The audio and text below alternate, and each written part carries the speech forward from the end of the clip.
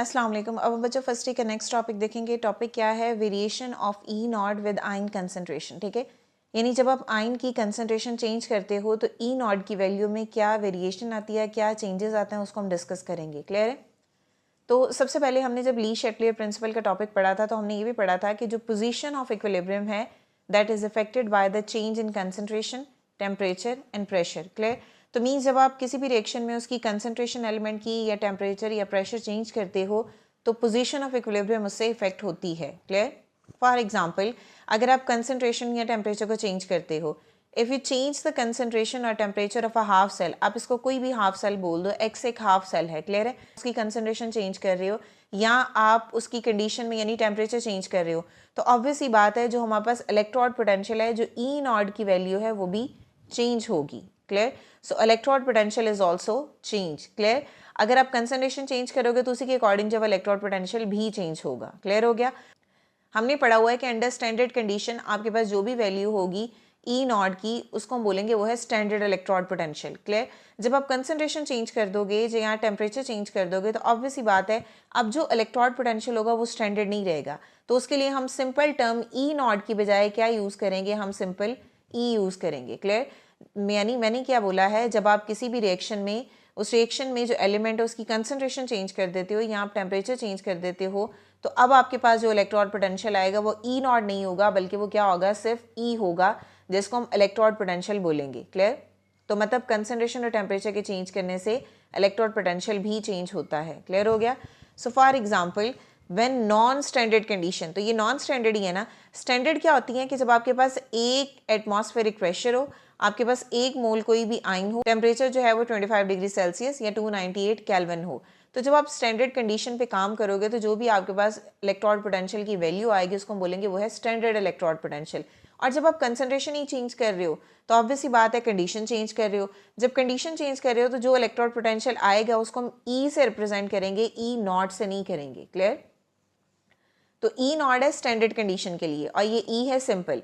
Under non standard condition use symbol E instead of E not for electrode potential. Clear हो गया? अब example है बच्चे, यहाँ पे हमारे पास आयरन है और यहाँ पे भी आयरन है, दोनों में फ़र्क क्या है? ये है आयरन 3 पॉजिटिव, अभी इसकी रिडक्शन करते हो तो ये आयरन 2 पॉजिटिव में कन्वर्ट हो जाता है, यानी ये रिड्यूस हुआ है, इलेक्ट्रॉन ऐड हुआ है। इस कंडीशन में जो इलेक्ट्रोड पोटेंशियल है वो है 0.77 वोल्ट। ये है स्टैंडर्ड कंडीशन। यहाँ पे आपने जो कंसंट्रेशन ली है वो है 1 मोल पर DMQ। क्लियर? और यहाँ पे भी जो बना है वो भी क्या है? वो भी है 1 मोल पर DMQ। तो अंडर स्टैंडर्ड कंडीशन जो आपके पास इलेक्ट्रोड पोटेंशियल होगा वो होगा स्टैंडर्ड इलेक्ट्रोड पोटेंशियल और जिसको हम रिडक्शन पोटेंशियल बोलते हैं। क्लियर? अब आप क्या करो बच्चों, अब आप इसकी कंसंट्रेशन को चेंज कर दो। क्लियर? फॉर एग्जाम्पल हमने इसकी कंसंट्रेशन को 101 से क्या किया? हमने इसको ग्रेटर कर दिया। क्लियर? तो यहाँ पे कंसंट्रेशन क्या हुई है? 1 मोल पर DMQ से हमने बढ़ा दी। जब 1 मोल पर DMQ से बढ़ जाएगी तो इक्विलिब्रियम क्या हो जाएगा? डिस्टर्ब हो जाएगा रिएक्शन में। Clear? According to the Le Chatelier principle ये रिएक्शन क्या करेगा? इक्विलिब्रियम को अटेन करने के लिए उस डायरेक्शन में जाएगा जहां पे दोनों के लेवल फिर बराबर हो जाएंगे। अब आपने क्या किया है कि लेफ्ट साइड पे जो आयन है उसकी कंसंट्रेशन आपने इंक्रीज की है तो इक्विलिब्रियम हो गया डिस्टर्ब। इक्विलिब्रियम को दोबारा लाने के लिए ये क्या करेगा? इस सिम्त में यानी इस डायरेक्शन में जाना शुरू कर देगा। ठीक है? यहाँ पे हमने क्या किया? हमने कंसंट्रेशन को चेंज किया। जब इसकी कंसंट्रेशन हमने चेंज की तो यहाँ पे आयन ज़्यादा हो गए। अब आयन्स ने क्या करना है? इक्विलिब्रियम में आना है। तो इक्विलिब्रियम में आने के लिए क्या करेगा?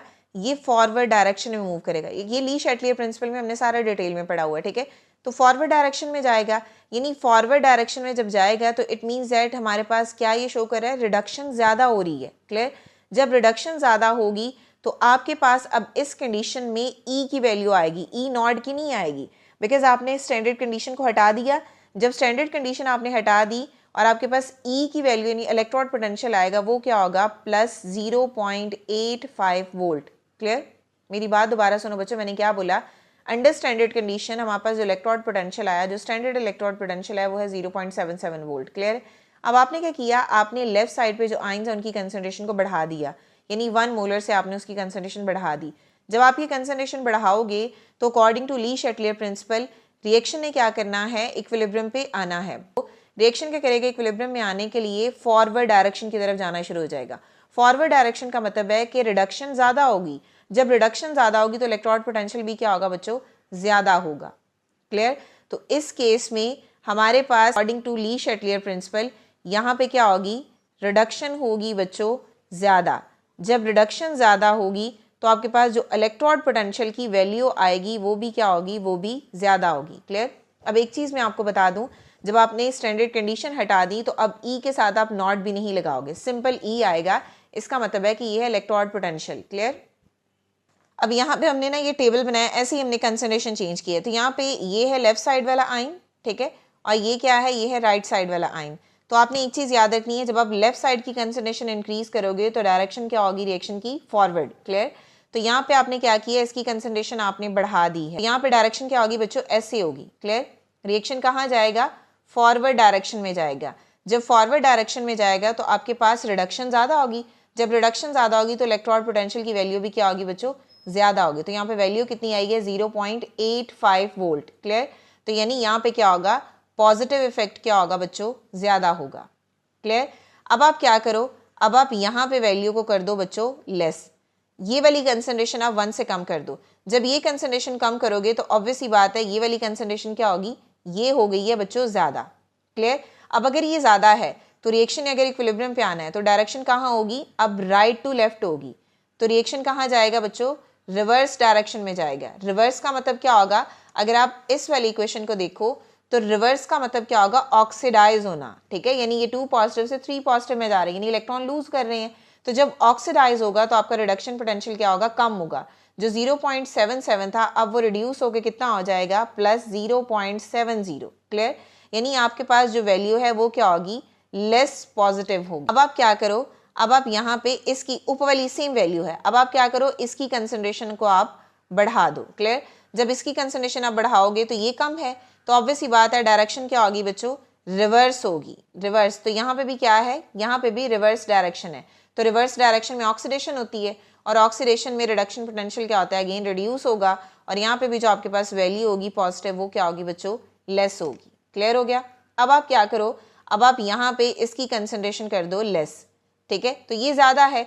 जब ये ज़्यादा है, इक्विलिब्रियम डिस्टर्ब हुआ है according to Le Chatelier principle. Equilibrium अगर दोबारा अटेन करना है तो ये यहाँ से यहाँ जाएगा, यानी डायरेक्शन क्या होगी बच्चों, फॉरवर्ड होगी। और फॉरवर्ड डायरेक्शन ऊपर क्या शो कर रही है, फॉरवर्ड डायरेक्शन जो है बच्चों रिडक्शन को शो कर रही है। क्लियर। तो हमारे पास इसका मतलब है जो यहाँ पे रिडक्शन पोटेंशियल 0.70 था वो बढ़ के दोबारा कितना हो जाएगा, 0.85 हो जाएगा। क्लियर। यानी आपके पास जो पॉजिटिव वैल्यू आएगी वो और ज़्यादा बढ़ जाएगी। एक छोटा सा टॉपिक था। अब हम ये देखेंगे कि ये जो इलेक्ट्रोड पोटेंशियल की हमारे पास वैल्यू आई है, इस वैल्यू को हम मेजर कैसे कर सकते हैं। नेक्स्ट हम देखेंगे नर्न्स्ट इक्वेशन क्या है।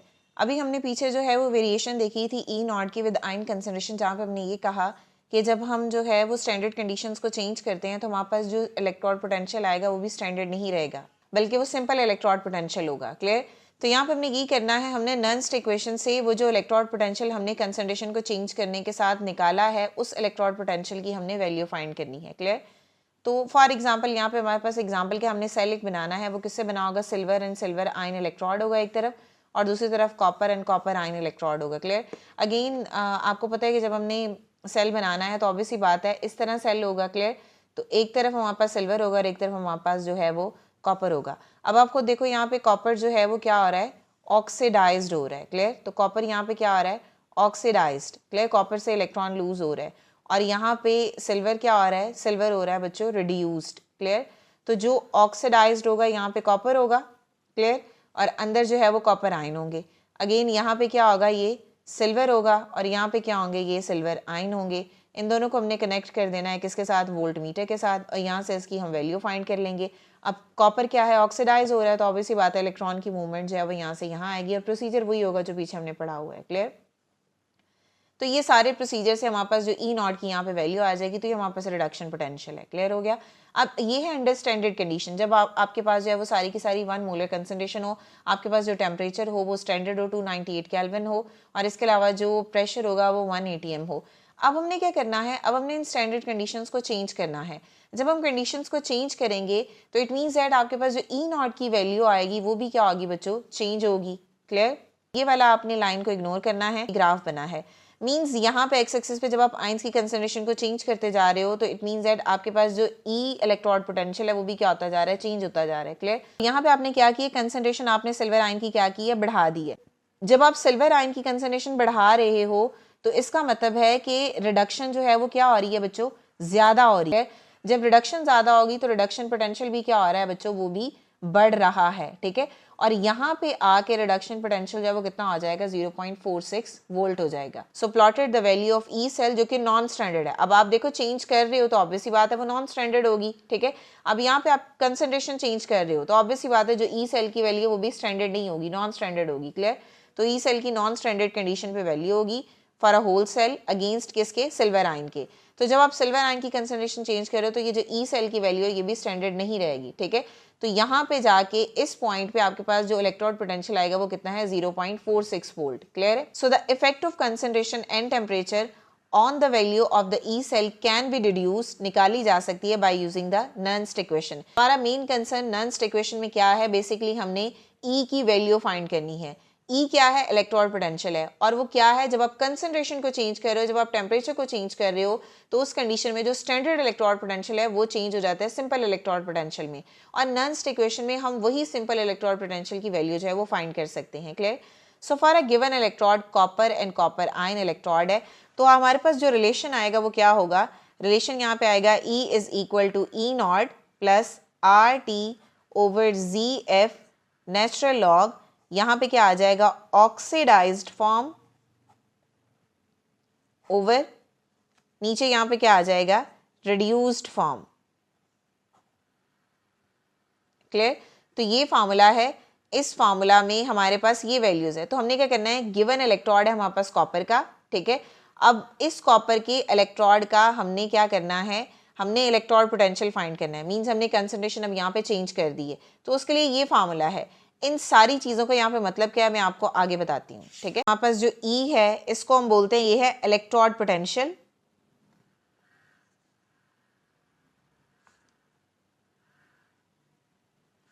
ठीक है। और अंडर नॉन स्टैंडर्ड कंडीशन है, under non standard condition,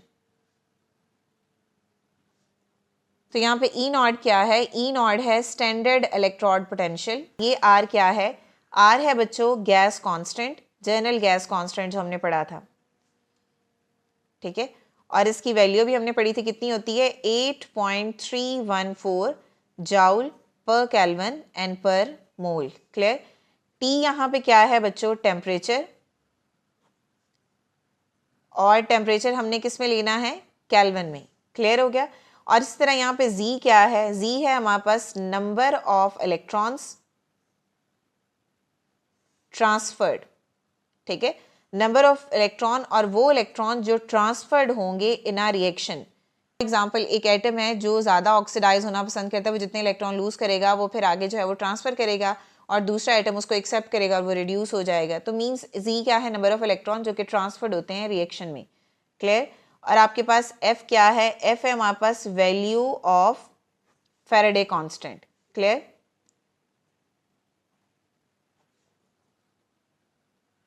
clear है।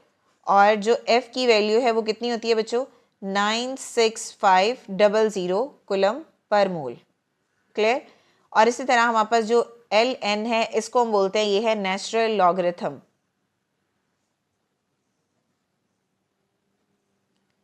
क्लियर। और इसके बाद और क्या है, ऑक्सीडाइज्ड फॉर्म, क्या है, इसको हम बोलते हैं कंसंट्रेशन ऑफ ऑक्सीडाइज्ड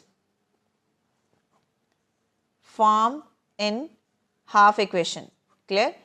तो दो सेल होते हैं ना, हाफ सेल होता है, एक एक सेपरेट हाफ सेल होता है, तो एक हाफ सेल में ऑब्वियसली बात है एक एटम ऑक्सीडाइज हो रहा होगा, ठीक है। और दूसरा क्या है, रिड्यूस्ड फॉर्म, ठीक है।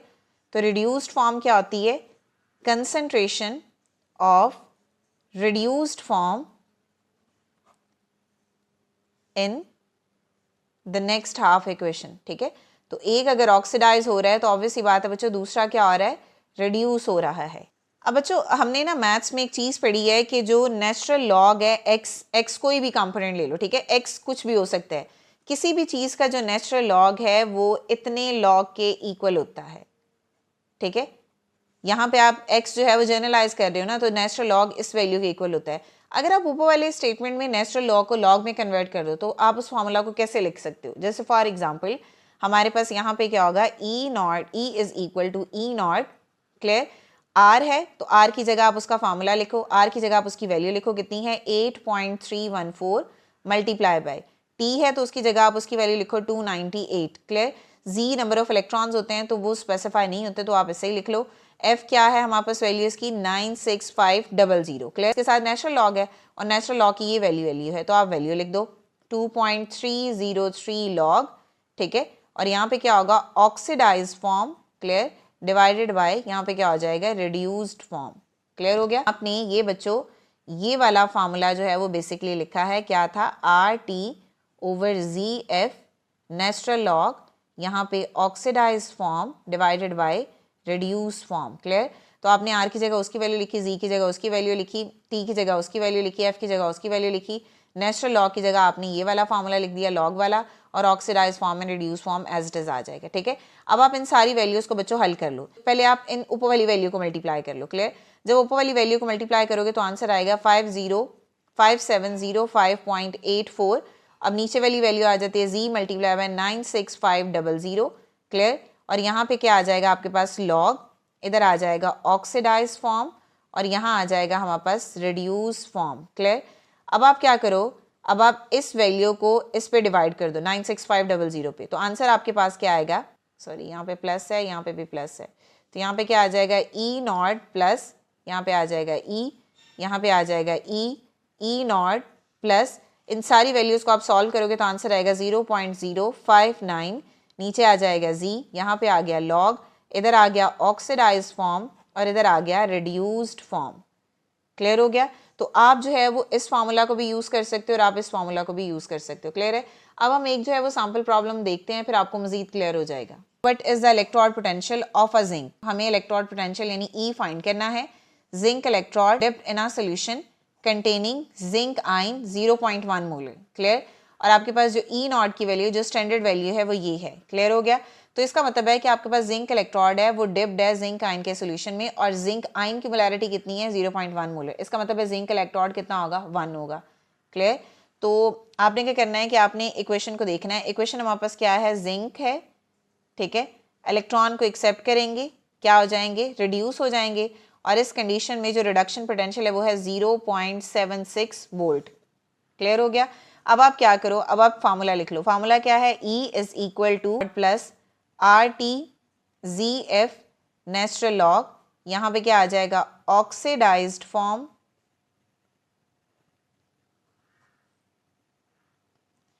यहाँ पे आ जाएगा रिड्यूस्ड फॉर्म,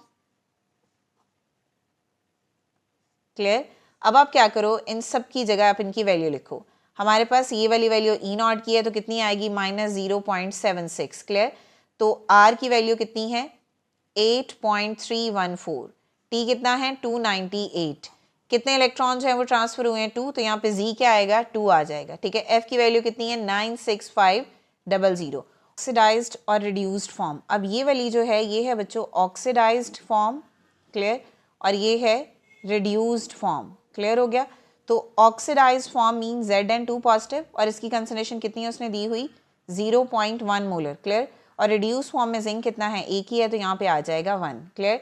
तो जब आप बच्चों इसको हल करोगे तो आपके पास आंसर क्या आएगा, यहाँ पे आपके पास फाइनल आंसर आएगा -0.78 वोल्ट, तो ये आपके पास इलेक्ट्रोड पोटेंशियल आएगा, क्लियर हो गया।